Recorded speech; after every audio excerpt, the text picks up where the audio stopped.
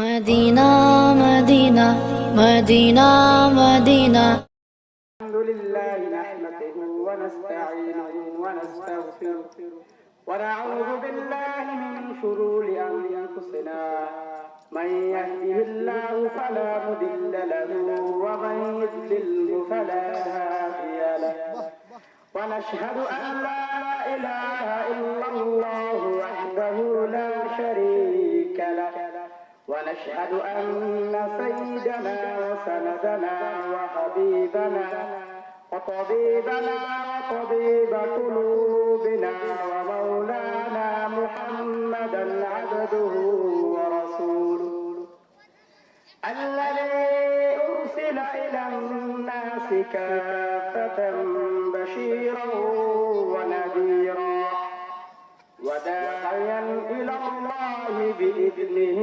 وسراجا منيرا أما بعد فأعوذ بالله من الشيطان الرجيم بسم الله الرحمن الرحيم إن الله لا يغفر أن يشرك به ويغفر ما دون ذلك لمن يشاء ومن يشرك بالله فقد ضل ضلالا بعيدا أحمد محمد حمزة محمد رسول الله إن الله وملائكته يصلون على النبي يا أيها الذين آمنوا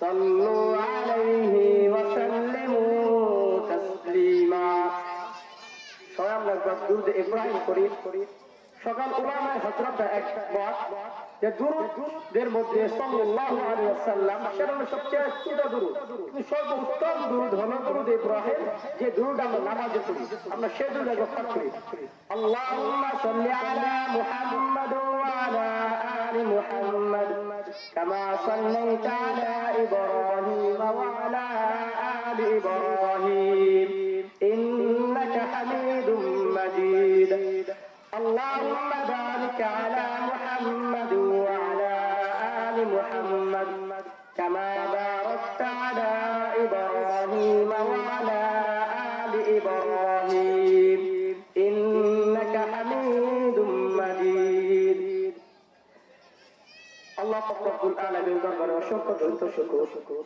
যে আল্লাহ রব্বুল আলামিন আমাদেরকে আপনাদেরকে দয়া করে মহব্বত করে দিনে এক মজলিসে আসা এবং বসার তৌফিক দান করেছেন সেজন্য আল্লাহ রব্বুল আলামিন দরবারে শুকর আদায় করে বলে আলহামদুলিল্লাহ। এরকম একটা মজলিসে আল্লাহ রব্বুল আমাকে বসিয়েছেন যে মজলিসে বসার মাত্রই গুনাহ, যে মজলিসে বসলেই গুনাহ হয়, এরকম একটা দাবি মজলিসে আল্লাহ রব্বুল আমাদেরকে আপনাদেরকে সকলকে একত্রিত করে আসার এবং বসার তৌফিক দান করেছেন সেটা আবার শুকর আদায় করে বলে আলহামদুলিল্লাহ।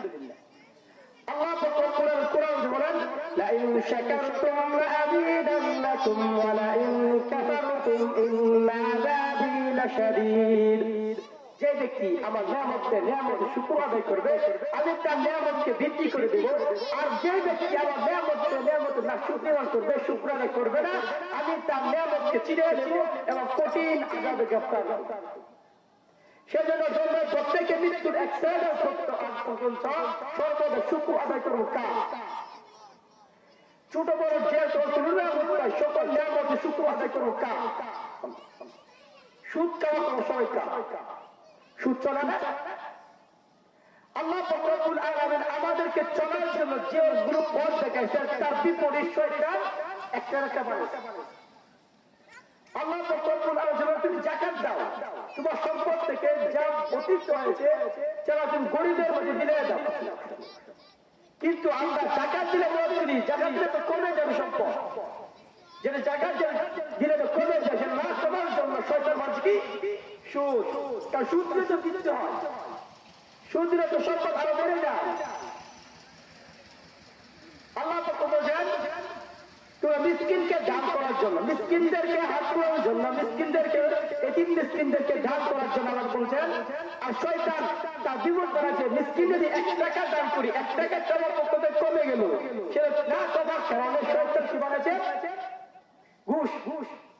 ঘুষ দিয়ে তার যদি 2 টাকা দিয়ে ঘুষটা পকেটে করতে পারি, এই পকেটটা তো আমার গরম। আর যদি 2 টাকা যেটা এতিমকে দেবে, মিসকিনকে দেবে, তো 2 টাকা তো কমে গেল।